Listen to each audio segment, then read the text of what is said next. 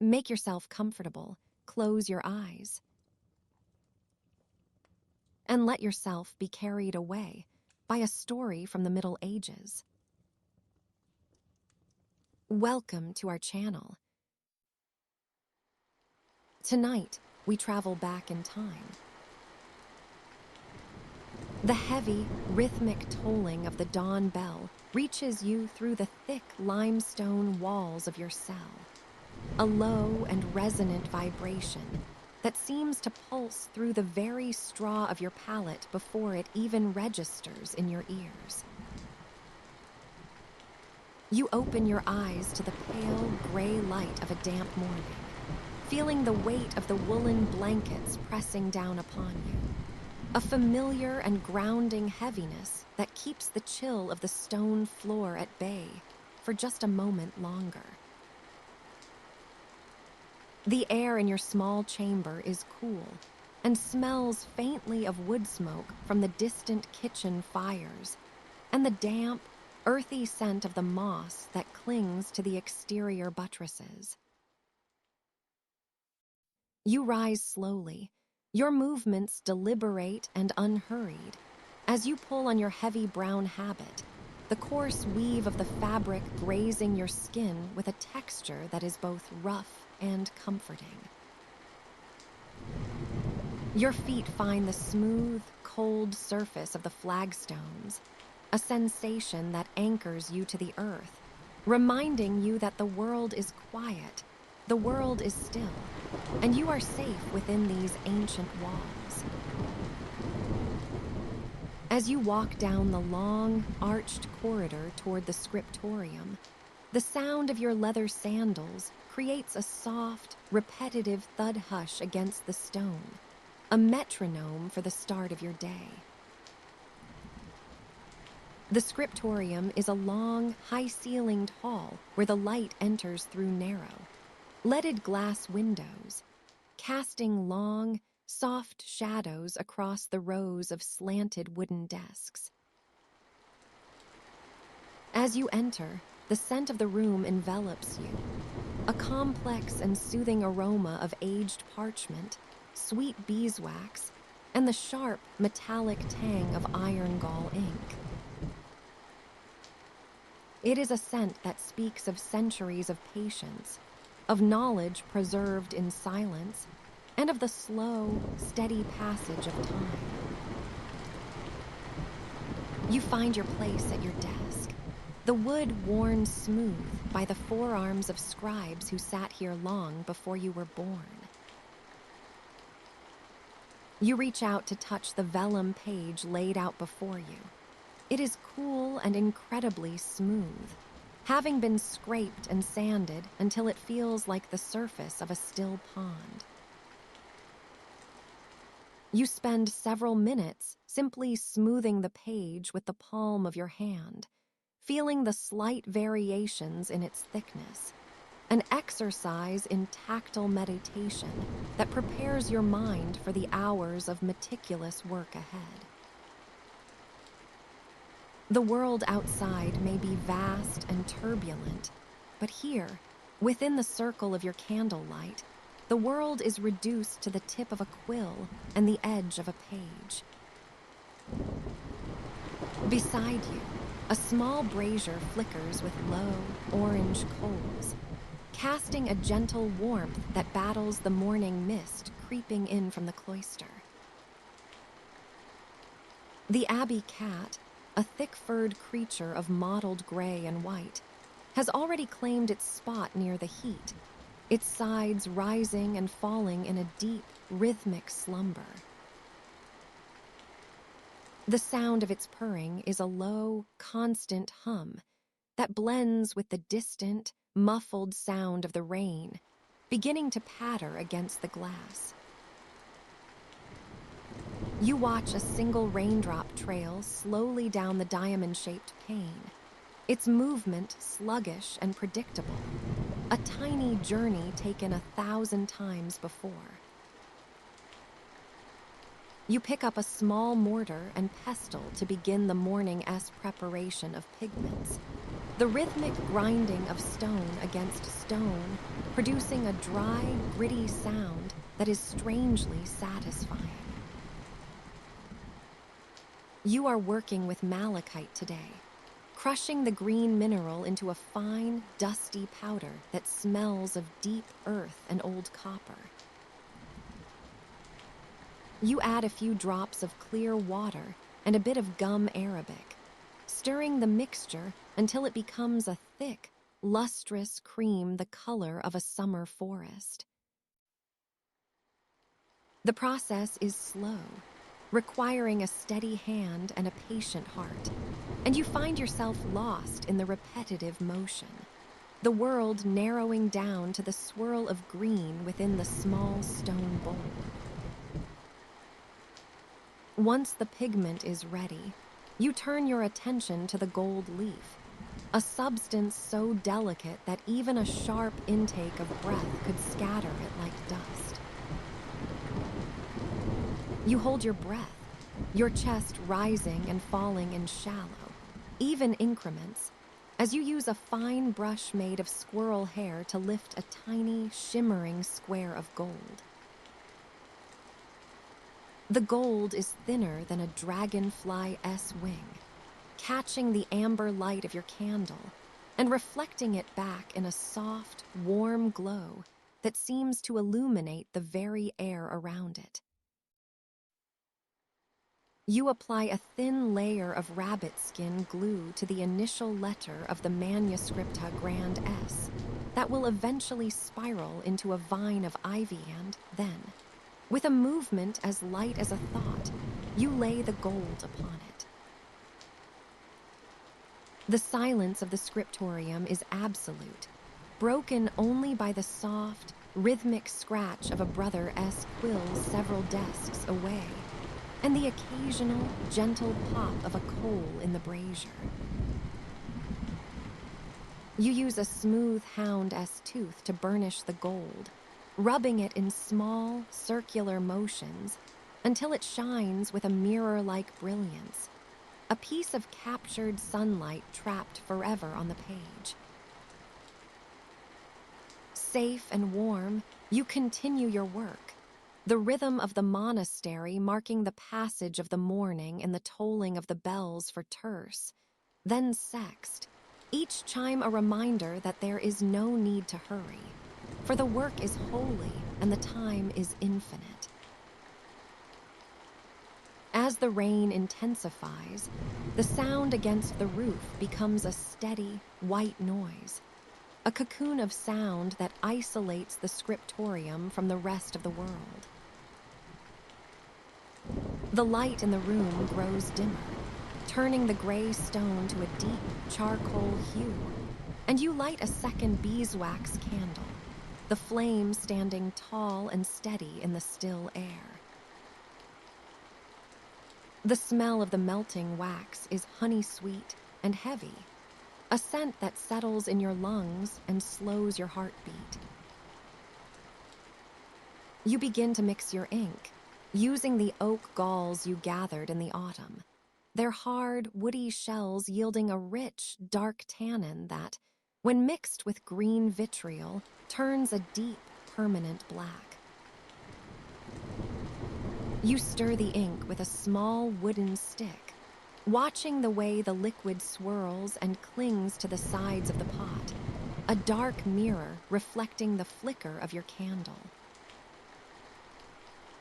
The scratching of your quill becomes a song, a tiny, repetitive dialogue between the bird's feather and the calfskin, as you carefully trace the lines of an ancient herbal, describing the properties of chamomile and lavender. Each letter is formed with a deliberate, slow grace, the ink flowing smoothly from the nib, leaving behind a trail of wet, glistening thought that will dry into a matte, enduring legacy. The afternoon stretches on, a seamless tapestry of quiet industry and sensory peace. You stop for a moment to stretch your fingers, feeling the subtle tension release in your joints, and you look over at the cat, which has shifted only slightly in its sleep, its tail twitching once in a dream of sunlit gardens. The distant echoes of Gregorian chant drift through the corridors from the chapel, a hauntingly beautiful series of rising and falling notes that seem to vibrate in the very marrow of your bones. The chanting is wordless to your ears at this distance, just a pure melodic stream of human breath that reinforces the stillness of the afternoon.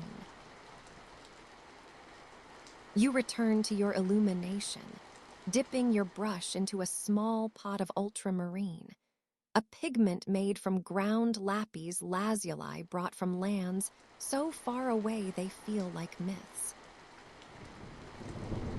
The blue is deep and soulful, the color of the sky just before the stars appear. And as you fill in the petals of a painted cornflower, you feel a profound sense of belonging. The world is quiet, the rain is steady, and the stone walls are thick and protective. Here, in the soft glow of the candlelight, amidst the scent of ink and the sound of the rain, you find a perfect, unchanging peace that lulls your spirit into a state of deep, enduring rest. The chapter of your day is written in the slow application of gold and the steady beat of a quiet heart, as the dawn on the cold stone transitions into the soft, gray embrace of a timeless afternoon. The rain begins just after the bell for terce, a whisper against the leaded glass that grows into a steady rhythm, and you pause in your work to listen, your quill suspended above the page, a drop of oak gall ink trembling at its tip before you carefully blot it against the edge of your pot. The stone walls of the scriptorium hold the sound close, turning it into something softer than it truly is. And you are safe here, warm here, in this chamber where nothing urgent ever intrudes upon the patient work of your hands. Your master has set before you 3 small bowls, this morning one containing crushed oak galls that smell of earth and autumn forests, another holding iron sulfate crystals that catch the candlelight like tiny fragments of winter sky, and the third filled with rainwater collected in the courtyard cistern, so pure it seems almost too clear to be real. You measure the oak galls first, using the brass scoop that has worn smooth from decades of handling, feeling its weight settle into your palm as you transfer the powder from bowl to mortar. The grinding begins slowly, your wrist making small circles, the pestle moving against stone with a sound like distant footsteps on a gravel path. The rhythm becomes part of you as you work, round and round, pressing down with steady pressure that never varies, watching the powder grow finer beneath your attention.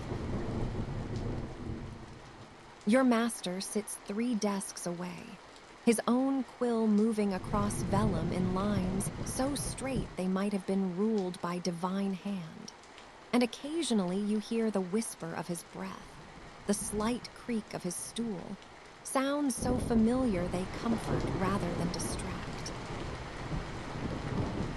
The abbey cat, whose name you have never learned because she belongs to no one and everyone, stretches beside the brazier where coals glow like small suns, her gray fur rippling as she shifts deeper into sleep. You grind for what might be 10 minutes or 30 time moves differently here, measured not by urgency, but by the completion of tasks that have been completed in exactly this way for hundreds of years. The oak gall powder becomes so fine it feels like silk against your fingertips when you test it. And you know without asking that your master would approve, though he does not look up from his work.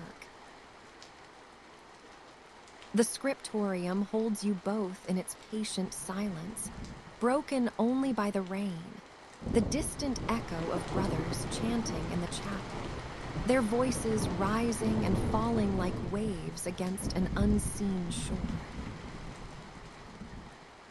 Adding the iron sulfate requires care, and you sprinkle the crystals slowly, watching them disappear into the powder like stars fading at dawn. The mortar is cool beneath your left hand as you steady it, and you begin grinding again, feeling the texture change as the two substances marry, becoming something new while remaining entirely themselves. Your master has explained the mystery of this transformation, how the tannins in the oak galls embrace the iron, how together they will darken when mixed with water, creating the black ink that has carried words across centuries. But you do not think of chemistry or alchemy now. You think only of the circular motion, the gentle pressure, the way your shoulder has learned to move without effort.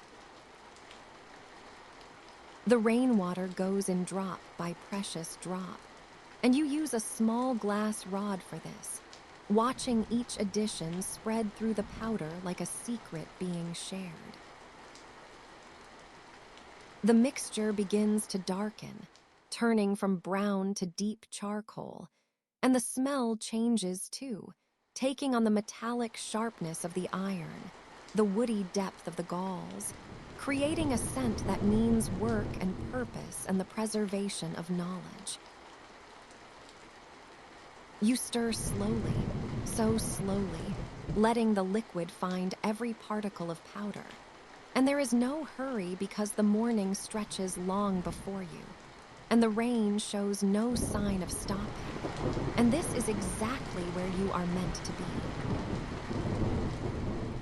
When the ink reaches the proper consistency, thick enough to cling to the quill, but thin enough to flow, you transfer it to a small ceramic pot, using a tiny wooden spatula that your master carved for you during your first week as his apprentice. The pot is one you made yourself in the pottery shed last spring, slightly lopsided but glazed in a deep blue that reminds you of evening sky. And it sits now among a dozen others on your desk, each containing a different color, a different possibility. You seal it with a cork, pressing down until you hear the soft sound of it settling into place, safe and secure, the world quiet around you.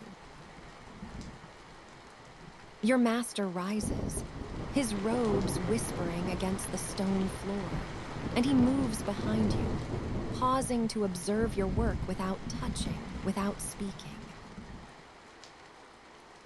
You feel his approval like warmth from the brazier, and when he returns to his desk, you know the ink is properly made.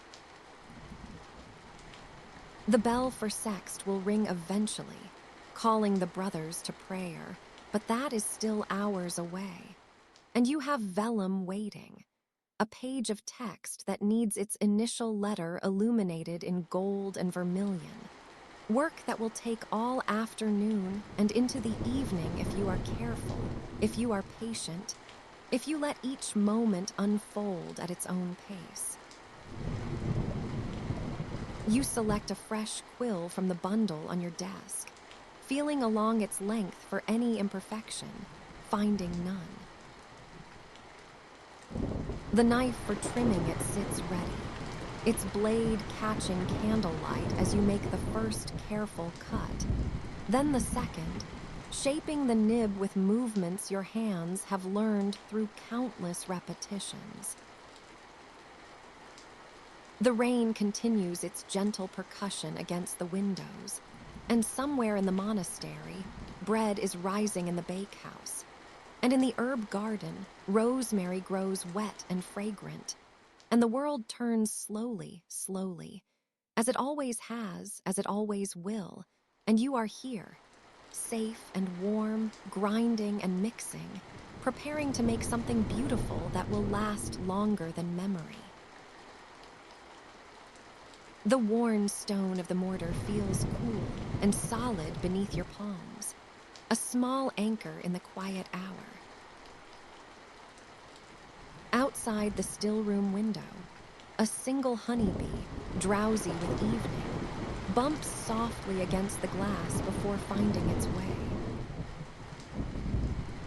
From the chapel, the clear, single note of a bell rings out, marking the Compline hour, its vibration hanging in the air like a silver thread. You measure dried petals of calendula, the color of a captured sunset, knowing that in this gentle ritual, you are part of an endless, caring rhythm. You sit at your wooden desk, the smooth, worn surface cool beneath your forearms, the scent of aged wood and parchment filling your nostrils. The stone walls of the scriptorium rise around you, their cool surface a comforting presence, a testament to the centuries of quiet work that has taken place within these walls. The world is quiet, save for the soft scratch of your quill as it dances across the vellum, the distant echo of Gregorian chants from the chapel, and the gentle patter of rain against the leaded glass windows high above. The brazier in the corner crackles softly, its warmth a gentle caress on your back, the glow of its fire flickering across the pages of the manuscripts that surround you, illuminating the gold leaf and azure hues that adorn the carefully crafted letters. You dip your quill into the ink pot, the dark liquid clinging to the nib, a shimmering droplet clinging to the tip before falling back into the pot with a soft plop. The ink, a deep, rich black, is made from the galls of oak trees, ground fine and mixed with wine and iron, its preparation a ritual in itself, a secret passed down from master to apprentice through the generations. You bring the quill to the parchment, the tip hovering for a moment before you begin to write, the letters flowing from your hand in a steady, rhythmic dance. The vellum is smooth beneath your hand, the surface warm from the candle that flickers nearby, its flame casting a soft, golden light across the page. The scriptorium is a hive of quiet activity, the soft scratching of quills filling the air, the occasional rustle of parchment as a page is turned.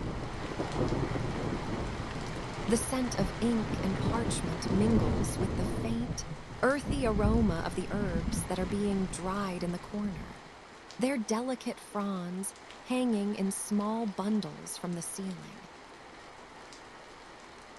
The abbey cat, a plump, gray creature, is curled up beside the brazier, its fur glowing in the firelight, its purr a soft, steady rumble that blends with the other sounds of the room. You can feel the warmth of the fire on your back, the heat seeping into your bones, making you feel safe and warm, content in the knowledge that the world outside is cool and wet, the rain falling in a steady, rhythmic pattern. You look up from your work, your eyes drawn to the arched windows high above. The glass is leaded, the panes small and uneven, the colors muted and soft in the dim light. The rain falls against the glass, the drops sliding down the surface in a steady, unhurried dance. You can hear the soft patter of the raindrops, the sound a gentle, soothing rhythm that blends with the other sounds of the scriptorium. The world outside is a blur of grays and greens, the trees and fields of the abbey grounds shrouded in mist, the distant hills obscured by the rain. But here, in the scriptorium, the world is quiet, the air still. The only movement the soft dance of the candle flames and the steady scratch of your quill. The bells of the abbey begin to toll, the sound deep and resonant, the echoes bouncing off the stone walls and filling the scriptorium with a soft, mellow hum. You can feel the vibrations in your chest, the sound a gentle reminder of the passage of time, of the hours that slip by unnoticed in the quiet, peaceful world of the scriptorium. The bells ring out 6 times, their echoes fading slowly, the sound blending with the other noises of the room, the scratch of quills, the rustle of parchment, the soft purr of the cat. You turn your attention back to your work, your quill dancing across the page, the letters flowing from your hand in a steady, rhythmic pattern. The ink is smooth beneath your quill, the surface of the vellum warm and inviting. You can feel the texture of the parchment beneath your fingers, the slight roughness of the surface, the faint ridges and valleys that mark the path of your quill. The scent of the ink fills your nostrils, the faint, earthy aroma of the oak galls mingling with the sharp, metallic tang of the iron. The candle flames flicker softly, their light casting a warm, golden glow across the page, highlighting the gold leaf and azure hues that adorn the carefully crafted letters. The hours pass slowly, the world outside the scriptorium remaining cool and wet, the rain falling in a steady, unhurried pattern. The bells toll again, their echoes filling the room with a soft, mellow hum, the sound a gentle reminder of the passage of time. But here, in the scriptorium, the world is quiet, the air still. The only movement the soft dance of the candle flames and the steady scratch of your quill. You feel safe and warm, content in the knowledge that the world outside is cool and wet, the rain falling in a steady, rhythmic pattern, the wind whispering softly through the trees. The abbey cat stirs beside the brazier, its purr fading as it stretches and yawns, its eyes blinking slowly in the firelight. It rises gracefully, its fur glowing in the soft light, and pads silently across the stone floor, its paws making no sound as it disappears into the shadows. The scent of the herbs is stronger now, the faint, earthy aroma filling the air, mingling with the scent of ink and parchment. The candle flames flicker softly, their light casting a warm, golden glow across the page, highlighting the gold leaf and azure hues that adorn the carefully crafted letters. You look up from your work, your eyes drawn to the arched windows high above. The rain has slowed to a drizzle, the drops sliding down the glass in a slow, unhurried dance. The world outside is a blur of grays and greens, the trees and fields of the abbey grounds shrouded in mist, the distant hills obscured by the rain. But here, in the scriptorium, the world is quiet, the air still. The only movement, the soft dance of the candle flames and the steady scratch of your quill. You feel safe and warm, content in the knowledge that the world outside is cool and wet, the rain falling in a steady, rhythmic pattern, the wind whispering softly through the trees. You dip your quill into the ink pot, the dark liquid clinging to the nib, a shimmering droplet clinging to the tip before falling back into the pot with a soft plop. The ink is smooth beneath your quill, the surface of the vellum warm and inviting. You bring the quill to the parchment, the tip hovering for a moment before you begin to write, the letters flowing from your hand in a steady, rhythmic dance. The world is quiet, the air still. The only movement, the soft dance of the candle flames and the steady scratch of your quill. You feel safe and warm, content in the knowledge that the world outside is cool and wet, the rain falling in a steady, rhythmic pattern, the wind whispering softly through the trees. The hours pass slowly, the world outside the scriptorium remaining cool and wet, the rain falling in a steady, unhurried pattern. The bells toll again, their echoes filling the room with a soft, mellow hum, the sound a gentle reminder of the passage of time. But here, in the scriptorium, the world is quiet, the air still. The only movement, the soft dance of the candle flames and the steady scratch of your quill.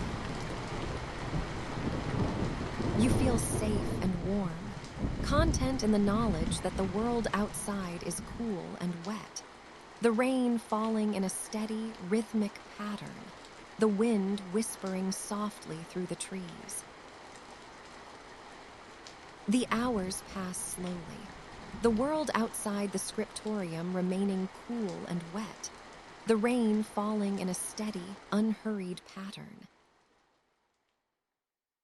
The bells toll again, their echoes filling the room with a soft, mellow hum, the sound a gentle reminder of the passage of time.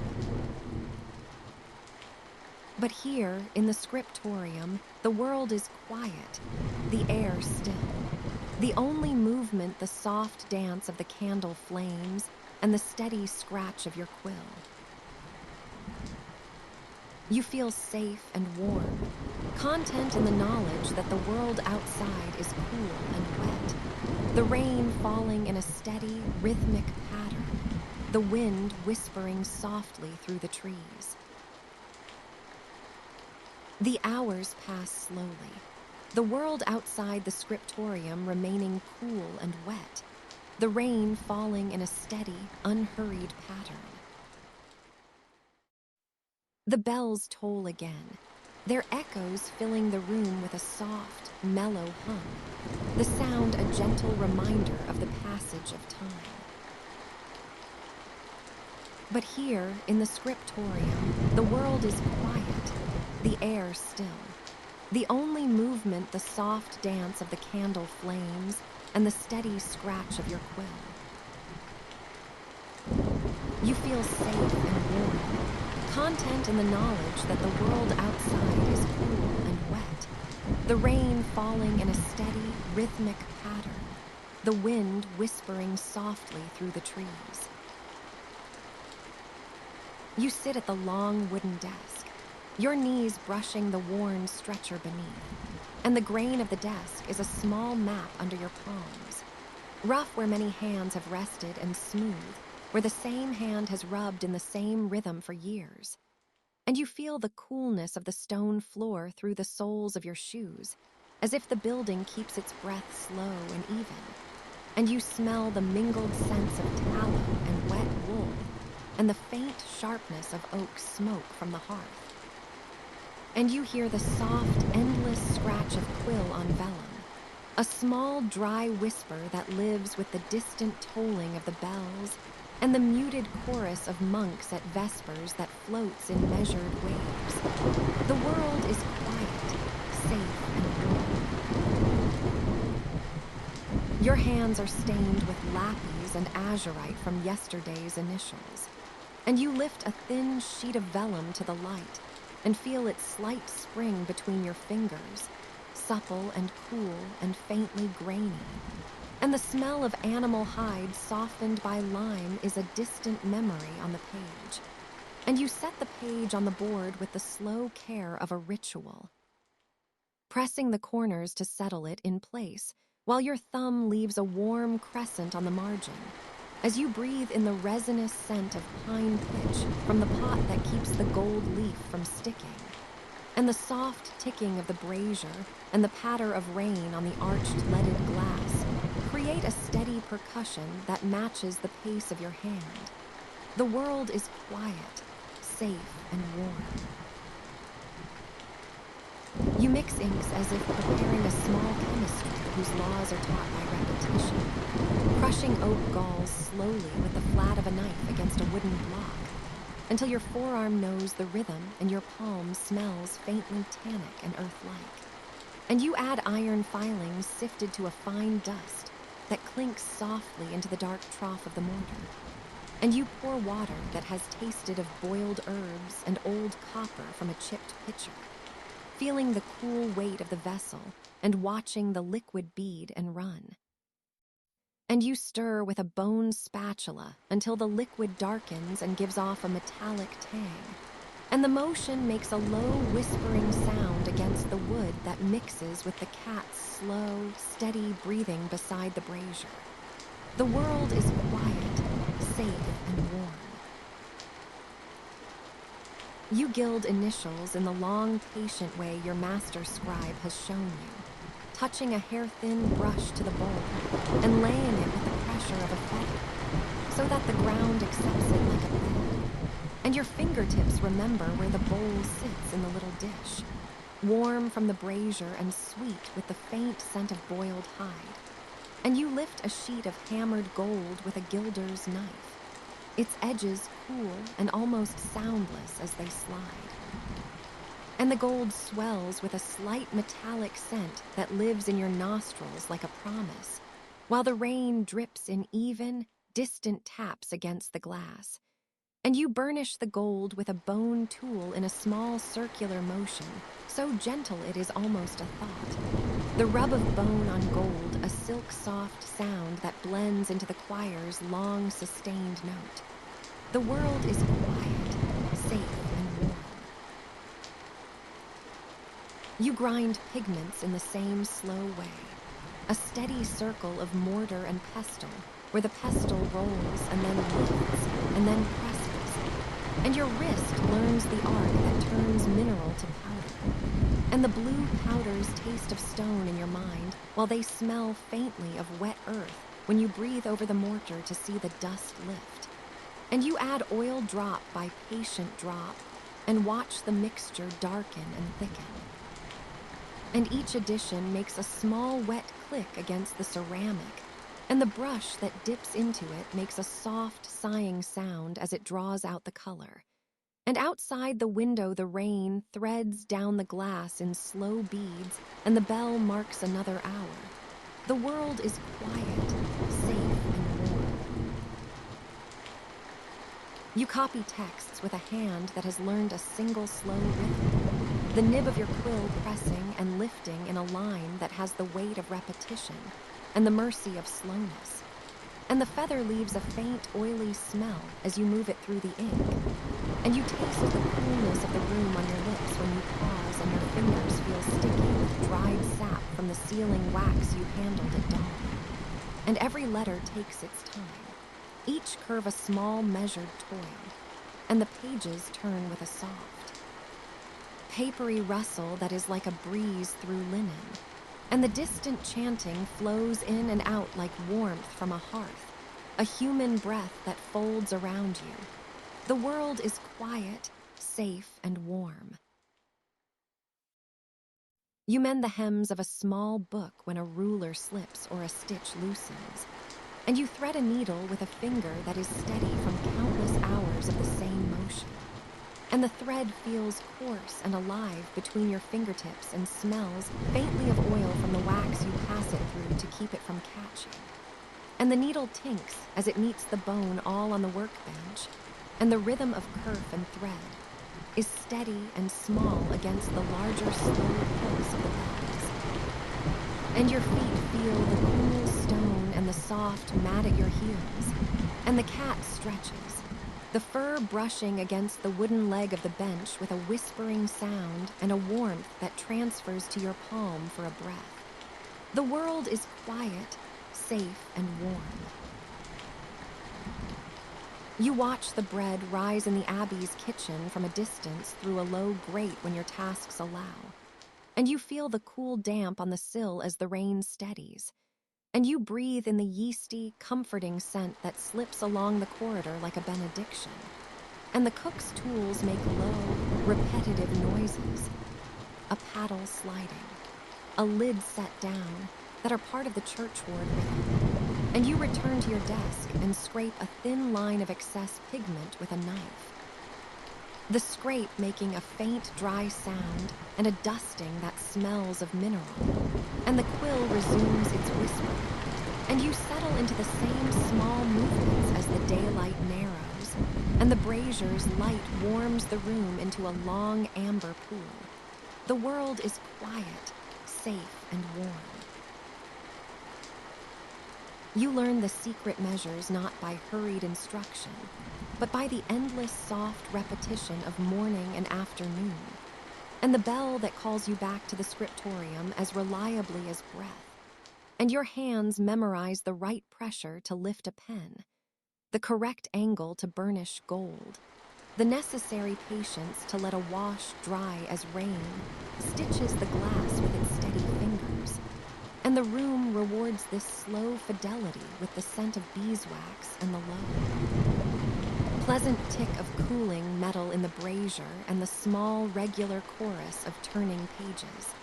And you rest your hand and feel the small warmth left by the vellum's contact as you look up through the rain-streaked window at the slow, obedient world beyond. The world is quiet, safe, and warm.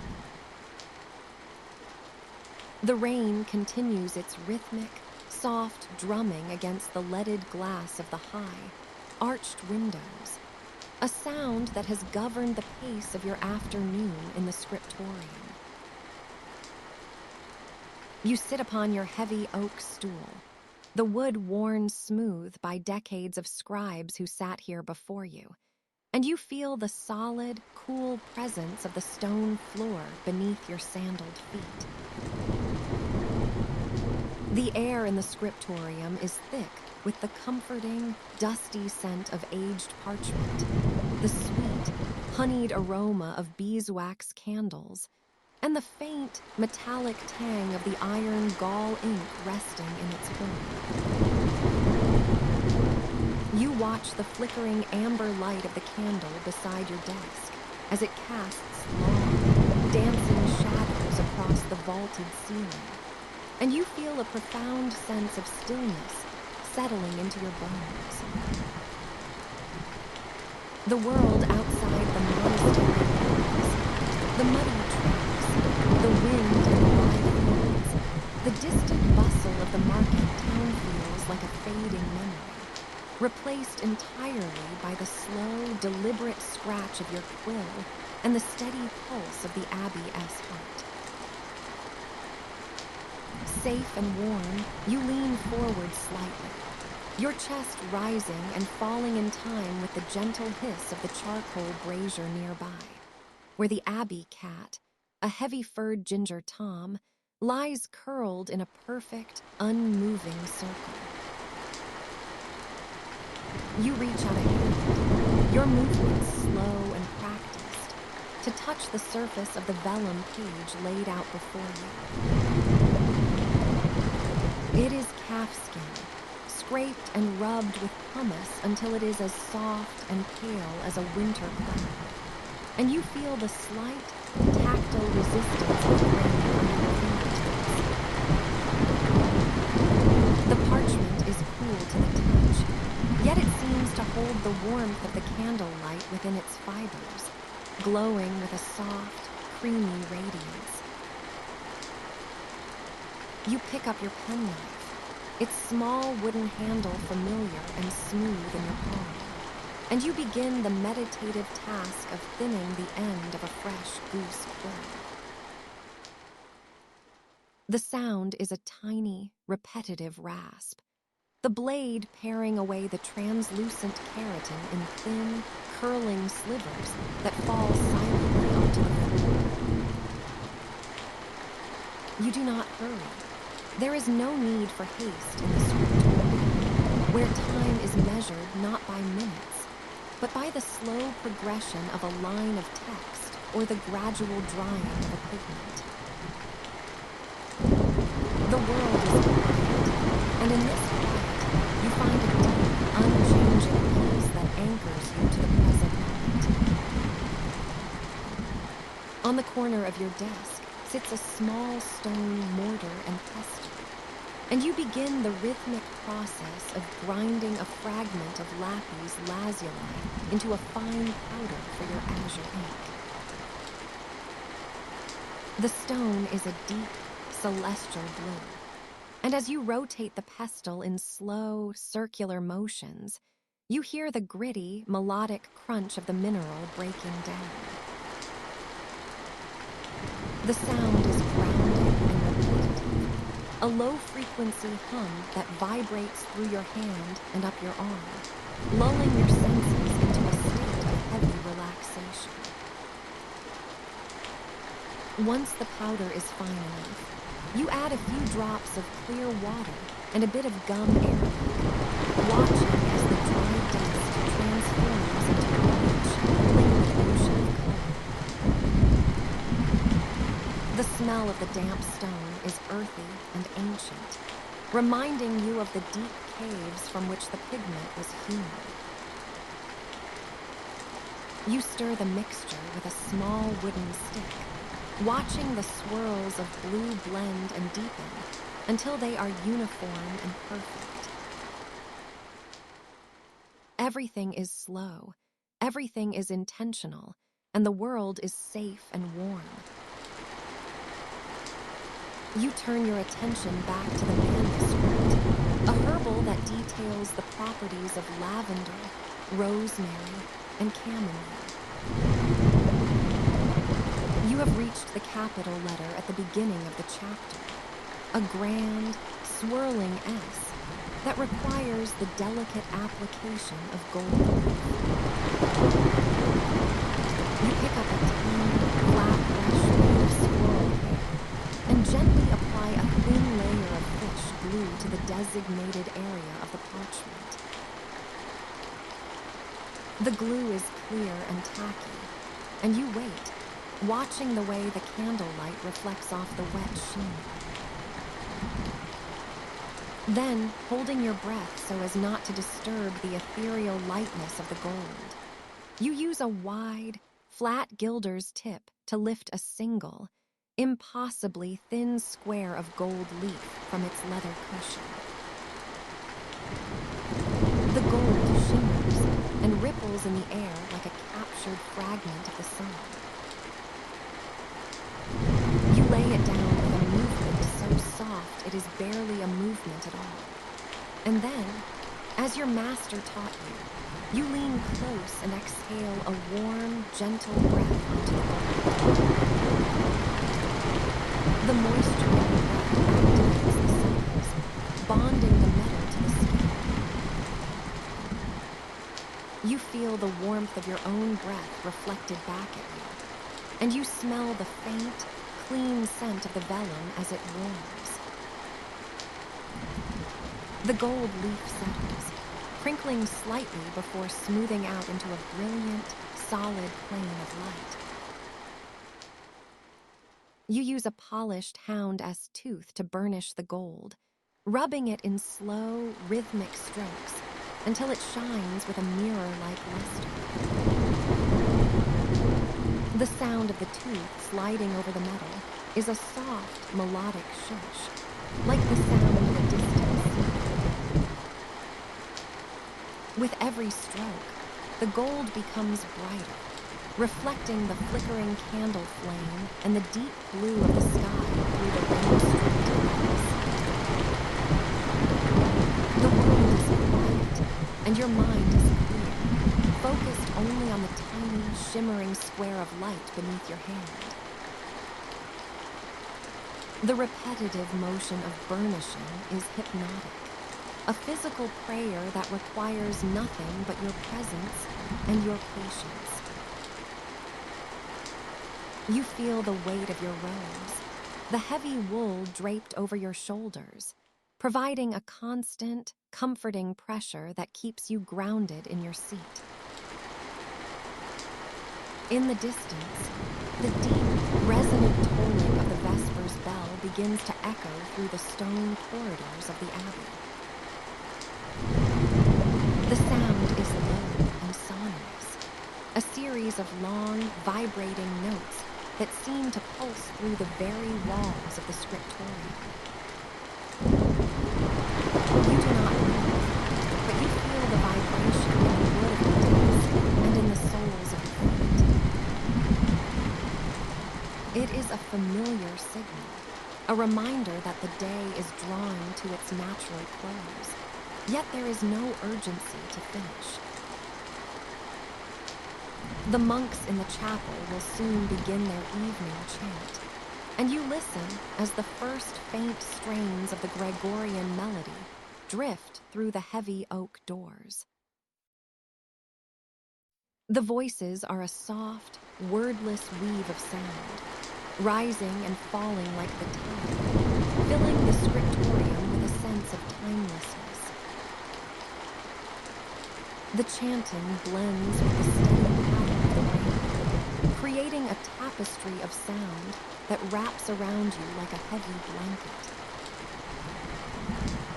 Safe and warm, you dip your quill into the dark, cool well of the iron gauntlet. The ink is thick and glossy, and as you draw the first stroke of a letter, you smell its sharp, vinegary tang and the deep, forest-scented aroma of the oak galls. The quill moves across the vellum with a gentle, rhythmic scratch, leaving behind a trail of wet, black ink that catches the light before it slowly soaks into the fibers of the skin. You watch the ink dry, its surface turning from a brilliant shine to a matte, permanent black, forever recording the words of the herbal. Each letter is a slow construction, a series of deliberate movements that require your entire focus, yet feel as natural as breathing. The world is quiet, and the only things that exist are the parchment, the ink, and the flickering light. You feel the coolness of the scriptorium air on your cheeks, contrasted by the radiant heat from the brazier, creating a perfect balance of temperature that makes you feel incredibly heavy and relaxed. The abbey cat stretches, its claws kneading the air for a moment before it settles back down with a deep, rumbling purr. You can hear the rhythmic vibration of the purr from across the room, a steady, domestic sound that reinforces the safety of this space. The shadows on the walls grow longer as the sun sets somewhere beyond the clouds and the rain. The candlelight seems to grow warmer and more golden, illuminating the dust motes that dance slowly. You take a deep, slow breath, tasting the scent of old books and rain-dampened stone. Your task for the day is nearly complete. You carefully set your quill back in its holder and pick up a piece of clean linen to wipe the nib, the fabric soft and slightly rough against your skin. You close your eyes for a moment, listening to the final notes of the vespers chant as they fade into the silence of the stone. The evening is closing in, wrapping the monastery in a shroud of gray and silver. You look at the manuscript one last time, the gold leaf glowing in the twilight, the azure pigments deep and mysterious, and the black ink standing bold and true. You feel a sense of quiet satisfaction, a heavy, peaceful fatigue that signals the end of your labors. You stand up slowly, your joints feeling loose and relaxed, and you begin the process of tidying your desk. You cap the ink horn, put away the pigments, and gently blow out the candle, watching the thin ribbon of white smoke curl and vanish into the darkness.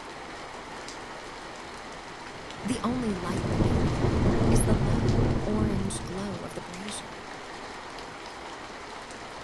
You walk toward the door, your footsteps making a soft, muffled sound on the stone. And as you leave the scriptorium, you feel the cool, quiet air of the corridor greet you.